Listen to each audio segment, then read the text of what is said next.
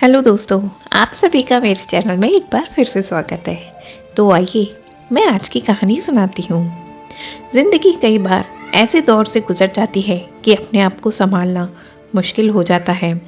यही सोचकर रह रहकर उर्मिला की आंखों में आंसू बहे जा रहे थे। वो सोच नहीं पा रही थी कि उसको क्या करना चाहिए। वह अपने बिस्तर पर निढाल सी पड़ी हुई थी, अपने गम को भुलाने के लिए इधर उधर घूमती, फिर अपनी कल्पनाओं में खो जाती। आज वह जिस स्थिति में थी उसके लिए वह सिर्फ दो व्यक्तियों पर ही दोष डाल रही थी। एक तो उसकी छोटी बहन बीना और दूसरा उसका पति प्रताप था। वो बार बार यही सोच रही थी कि मैं क्या करती, मुझे उन्होंने पागल बना दिया था। यह वही व्यक्ति था जो शादी से पहले मुझसे कहा करता था कि अगर मैं उससे शादी नहीं करूंगी तो आत्महत्या कर लेगा।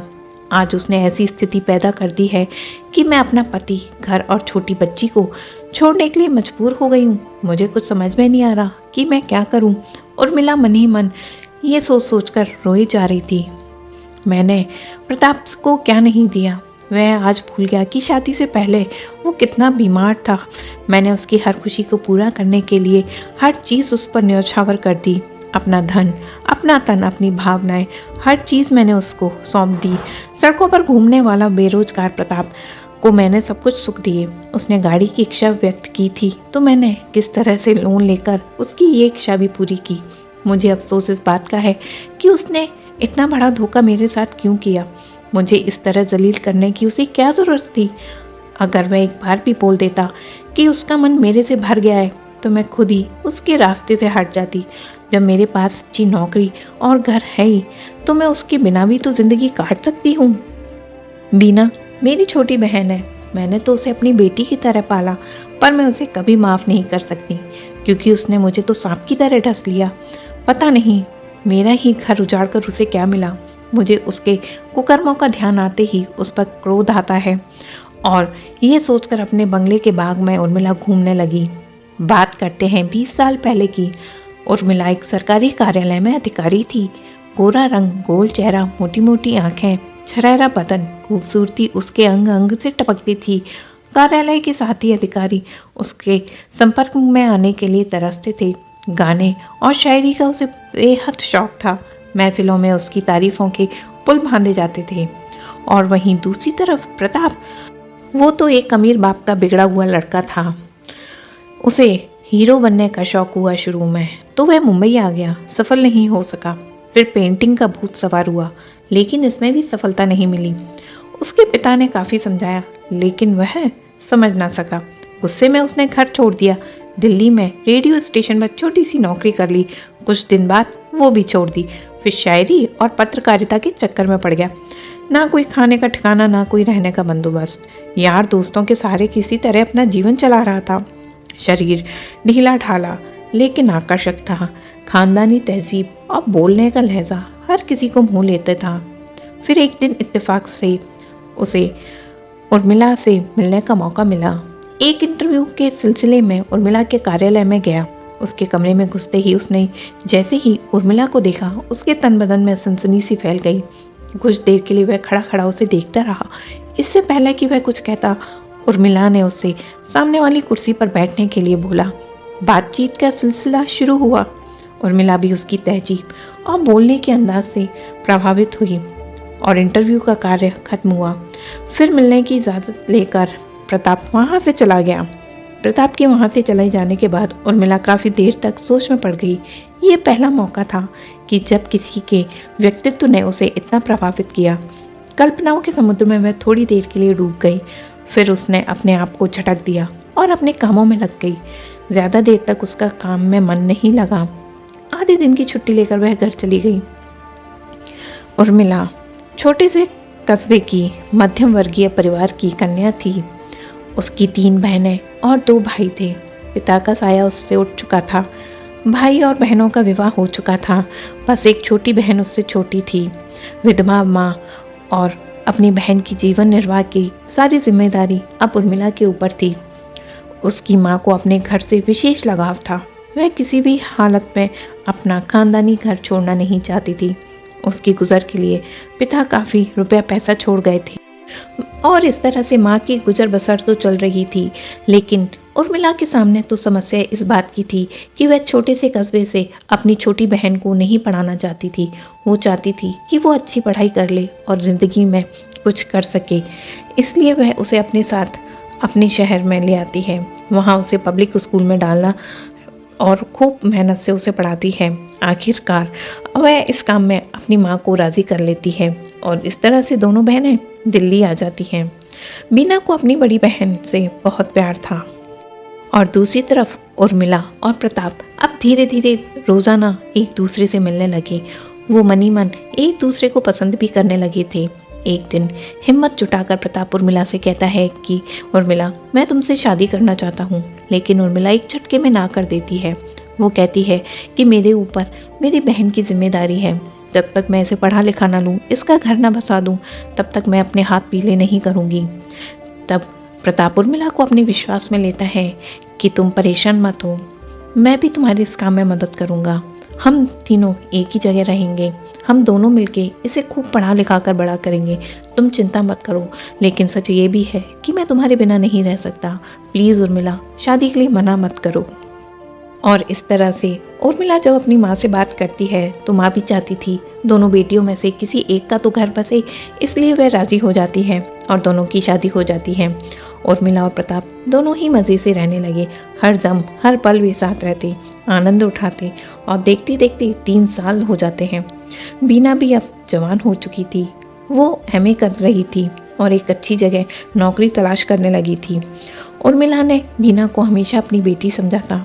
शादी से पहले उर्मिला और प्रताप ने आपस में फैसला लिया ही था कि जब तक बीना की शादी नहीं हो जाती वो उनके साथ ही रहेगी। प्रताप ने उसे बेटी की समान मानने वाला वचन उर्मिला को दिया था। उर्मिला ने कभी अपनी संतान के बारे में नहीं सोचा था, वो तो बीना को ही अपनी बेटी समझती थी। प्रताप कुछ दिनों के बाद उदास रहने लगा। हालांकि वह बीना से बेहद प्यार करता था, परंतु उसे अपनी संतान होने की लालसा होने लगी। वह उर्मिला से केवल एक बच्चे के लिए प्रार्थना करने लगा। न जाने क्यों उर्मिला माँ बनने से बचना चाहती थी, लेकिन प्रताप के इकरार ने उसे माँ बनने पर मजबूर कर दिया। फिर क्या था, साल भर बाद उर्मिला की कोख से एक सुंदर बेटी ने जन्म लिया। प्यार से उन्होंने उसका नाम जानवी रखा। उर्मिला और प्रताप अपनी ज़िंदगी में बेहद खुश थे। जानवी ने उनकी खुशियों को और भी बढ़ा दिया था। जानवी जब 3 साल की हुई तो प्रताप के पिता वहाँ आते हैं और उसे अपने साथ ले जाते हैं, क्योंकि वे चाहते थे कि वह उसे अच्छी जगह पढ़ाएं। इसलिए उन्होंने एक प्रसिद्ध कॉन्वेंट स्कूल में उसका एडमिशन करवा दिया था। क्योंकि उर्मिला अपने ऑफिस के कामों की वजह से बहुत बिजी रहती थी, वह घर, प्रताप और अपनी बेटी को उचित समय नहीं दे पाती थी। प्रताप और उर्मिला दोनों ही इस तरह से इस व्यवस्था से प्रसन्न थे। कुछ दिनों के बाद ऑफिस की ओर से उर्मिला को अमेरिका में पढ़ने के लिए भेजने का प्रस्ताव था। दरअसल यह एक विशेष प्रकार की ट्रेनिंग थी। वह बहुत प्रसन्न हुई, लेकिन बार बार उसे यह चिंता सताती कि बीना के रहने की व्यवस्था क्या की जाए। उसने प्रताप के सामने अपनी इस समस्या को रखा। उसने भरोसा दिया कि वह बीना की चिंता न करे, वह उसका पूरा ध्यान रखेगा। इन शब्दों से आश्वस्त होकर उर्मिला अमेरिका के लिए चली गई। उर्मिला 1 साल तक अमेरिका में रही। जब वापस वह दिल्ली के हवाई अड्डे पर उतरी तो प्रताप और बीना ने उसका स्वागत किया। कुछ दिन बाद उर्मिला ने महसूस किया कि प्रताप कुछ बदला बदला सा नजर आने लगा है। वह पहले की तरह खुले दिल से बात नहीं करता था। उसके व्यवहार में उसे रूखापन नजर आने लगा। और दूसरी तरफ बीना भी उर्मिला से आंखें मिलाने में कतराने लगी। उर्मिला को काफ़ी दिन तक इसकी कोई भान नहीं हुई, परंतु इन हरकतों से वह कुछ असमंजस में पड़ चुकी थी। प्रताप को अब छोटी छोटी बातों पर गुस्सा आ जाता था। वह उर्मिला के साथ बाहर पार्टियों में न जाने का कोई ना कोई बहाना ढूंढ लेता। वह ज़्यादा से ज़्यादा समय तक बीना के साथ ही बातें किया करता था। एक दिन उर्मिला को ऑफिस में देर तक रुकना पड़ा। रात को जब वह वापस घर पहुंची तो घर का दरवाज़ा खुला हुआ था, तो वो बिना खटखटाए अंदर आ गई। वहाँ उसने जो कुछ भी देखा वो देखकर उसके पैरों तले ज़मीन खिसक गई। बीना का सर प्रताप की गोदी में था और प्रताप के होठ बीना के होठों से सटे हुए थे।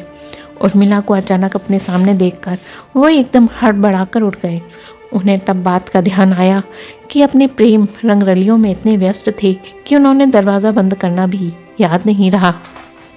उर्मिला के ऊपर इस हादसे का बहुत बुरा असर पड़ा। वह चुपचाप रहने लगी। प्रताप और बीना ने भी उससे बातें करना बंद कर दिया था। उर्मिला को बुखार रहने लगा, उसकी तबीयत खराब रहने लगी और उधर प्रताप और बीना ने खुलकर मिलने लगे। नौबत यहाँ तक पहुँची कि अब प्रताप उर्मिला के कमरे में नहीं सोता था बल्कि बीना के कमरे में सोने लगा। ऑफिस से आते ही प्रताप और बीना अब देर तक साथ साथ रहते थे, इकट्ठे पार्टियों में जाते थे। रात को कभी लौटे कभी नहीं लौटते थे। उर्मिला को उन्होंने बिल्कुल अपने से अलग कर दिया था। उर्मिला उनकी रंगरेलियां देखती और चुप ही चुप अंदर घुटती रहती। एक दो बार उसे बीना को टोका भी, लेकिन बीना ने उसकी परवाह नहीं की। अब उधर उर्मिला की सहन शक्ति खत्म होती जा रही थी। रह रहकर उसकी माँ की बातें याद आ रही थी कि उसने कहा बीना अब बड़ी हो गई है, उसे अपने पास ना रख, कहीं ऐसा ना हो कि उसकी वह सौतन बन जाए। मर्द जात का कोई भरोसा नहीं, कब कहाँ फिसल जाए कोई नहीं कह सकता। इस बात पर उर्मिला ने अपनी माँ को बहुत डांटा था और वह सपने में भी नहीं सोच सकती थी कि प्रताप इस तरह से उसे धोखा दे सकता है। और अब धीरे धीरे घर में प्रताप और बीना की रंगरेलियाँ बढ़ने लगी थी। उर्मिला अपने सब्र का बांध भी तोड़ चुकी थी। एक दिन उसने प्रताप से तू मैं कर ही ली, तो इस पर प्रताप ने कहा, हाँ उर्मिला ये सच है कि अब मैं तुमसे नहीं बीना से प्यार करता हूँ। बीना भी प्रताप की हाँ में हाँ मिलाते हुए कहती है कि मैं भी अब प्रताप से बहुत प्यार करती हूँ। अपने पति का नाम अपनी बहन के मुंह से सुनकर उर्मिला के तन बदन में आग लग गई थी। तब उर्मिला ने अपनी बहन को डांटते हुए कहा कि बदतमीज, जब पति पत्नी आपस में बात कर रहे हैं तो तुझे बीच में बोलने की क्या ज़रूरत है, और वो तो तेरे रिश्ते से जीजा लगते हैं। तब बीना ने कहा कि जीजा तो वो पहले थे, अब मेरे पति हैं।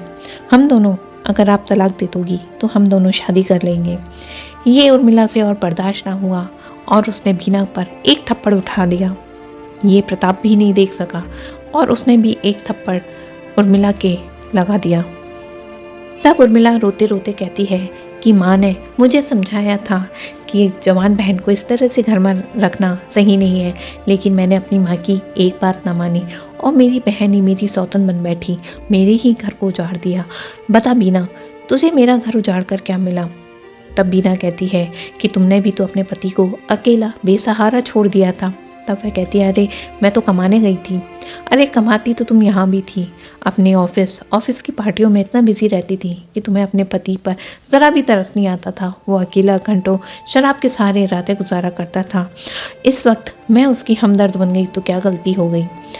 तब उर्मिला के पास बात करने के लिए कुछ नहीं बचा था, क्योंकि दोनों एक थे, वो उसे घर से निकालना चाहते थे। तब उर्मिला भी कहती है कि ये घर मेरी कमाई का बना हुआ है, मेरी बच्ची और मैं इस घर में रहेंगे। तुम दोनों को अपना प्रेम प्यारा है तो तुम दोनों इस यहाँ से निकल सकते हो। इस पर बीना कहती है कि ठीक है, तुमने हमें रख के कोई बहुत बड़ा महान काम नहीं किया है। मैं और प्रताप एक दूसरे से बहुत प्यार करते हैं, तो हम बाहर कहीं रह लेंगे। हम तुम्हारा घर तुम्हारे लिए छोड़ कर जाते हैं। और इस तरह से अगली सुबह बीना और प्रताप अपना सारा सामान बांध कर चुपचाप निकल जाते हैं। दूसरी तरफ उर्मिला का इस संकट में अकेले रहना बहुत ही मुश्किल था। वह कभी खाना खाती तो कभी नहीं खाती थी। फिर उसे एक दिन अपनी बेटी की याद आती है। सोचती है कि मैं क्यों प्रताप की यादों में घुट घुट कर जी रही हूँ, मुझे अपनी बेटी का भविष्य बनाना है। तब वह वहाँ कॉन्वेंट स्कूल के बोर्डन से अपनी बेटी को वापस लेकर आ जाती है। बेटी पिता के बारे में पूछती है तो वह कह देती है कि पिताजी अब बाहर नौकरी करने चले गए हैं। तब वह अपनी मौसी के बारे में पूछती है कि बीना मौसी कहाँ है। तब वह कहती है बीना मौसी की भी शादी हो चुकी है, वह वहाँ अब खुश है। अब इस घर में मैं, मेरी बेटी जानवी और मैं, हम दोनों खुशी खुशी से रहा करेंगे। गम तो उर्मिला को इतना बड़ा था कि भुलाना आसान नहीं था, लेकिन फिर भी ज़िंदगी तो चलाने का सहारा है। वह अपनी बेटी के सहारे काम करने लगी, उसके सहारे अपने आप का ध्यान बांटने लगी। वह उसे पढ़ाती खिलाती, उसके सारे काम करती। इस तरह से कुछ दिन बीत जाते हैं। धीरे धीरे बीना और प्रताप की यादें भी उर्मिला के मन से ओझल हो रही थीं। तभी दरवाजे की घंटी बजती है। देखती है, दरवाज़ा खोलती है तो बीना उसके सामने खड़ी थी। बीना की हालत देख के लग रहा था कि वो 7-8 महीने की प्रेग्नेंट है। तब वह रोती हुई उर्मिला के गले लग जाती है उर्मिला भी घबराते हुए पूछती है कि क्या हुआ बीना। तब बीना कहती है कि दीदी, मुझे प्रताप ने छोड़ दिया है। प्रताप का नाम सुनते ही और बीना को देखते ही उर्मिला के सामने पूरा घटनाक्रम एक झटके में सामने आ जाता है। तब वह उर्मिला बीना को खुद से दूर करते हुए कहती है कि बीना बताओ, आज तुम्हें कैसा लग रहा है जब तुम्हारा सहारे वाला, तुम्हारा पति तुम्हें छोड़ गया किसी और के लिए। तब तुमने नहीं सोचा था कि मेरे ऊपर क्या बीतेगी, मेरी तो एक बेटी भी थी। जब तुम किसी के घर में खुद आग लगाओगे तो तुम अपना घर कैसे संभाल सकती हो, कैसे बसा सकती हो। और ये कहते हुए बीना को पीछे कर देती है और दरवाज़ा बंद कर लेती है। थोड़ी देर तक बीना के रोने की आवाज़ आती रहती है, लेकिन कुछ देर बाद भी बीना वहाँ से चली जाती है। बीना को शायद अपनी गलती का एहसास हो रहा था। वह सोच रही थी कि दीदी तो मुझे पढ़ाना लिखाना चाहती थी, नौकरी कराना चाहती थी, अच्छी जगह मेरा घर बसाना चाहती थी, लेकिन मैंने ये क्या किया, भावनाओं में बहकर उनका घर तो तोड़ा ही तोड़ा और अपने भविष्य में भी आग लगा ली। अब मैं इस बच्चे को इसके पिता का नाम कहाँ से दूंगी, क्या बोलूँगी कि वह तेरे पैदा होने से पहले ही किसी दूसरी औरत के साथ भाग गया। दरअसल प्रताप की यही आदतें थी, क्योंकि वो तो एक अमीर बाप की बिगड़ी हुई औलाद था। वो तो उर्मिला के प्यार और धर्म से देखभाल से इतने साल तक उसके साथ टिक गया था। मौका पाते ही उसने उसकी बहन को भी नहीं छोड़ा और इस तरह से तीनों के रास्ते एक दूसरे से अलग हो चुके थे। कई सालों बाद भी उर्मिला ने पता लगाने की कोशिश की कि प्रताप कहाँ है। प्रताप का कोई अता पता नहीं चलता। मुश्किल से पता चलता है कि बीना ने एक बेटे को जन्म दिया है। वह एक बेटे के साथ एनजीओ में रहती है और वहीं छोटा मोटा काम करती है। उसको अपनी बहन की हालत पर तरस तो आता था, लेकिन हिम्मत ना कर सकी वह जाकर उसे अपने साथ दोबारा रख सके और इस तरह से वह अपने घर लौट आती है। तो दोस्तों, अगर आपको ये कहानी पसंद आई हो तो लाइक एंड सब्सक्राइब ज़रूर करिएगा।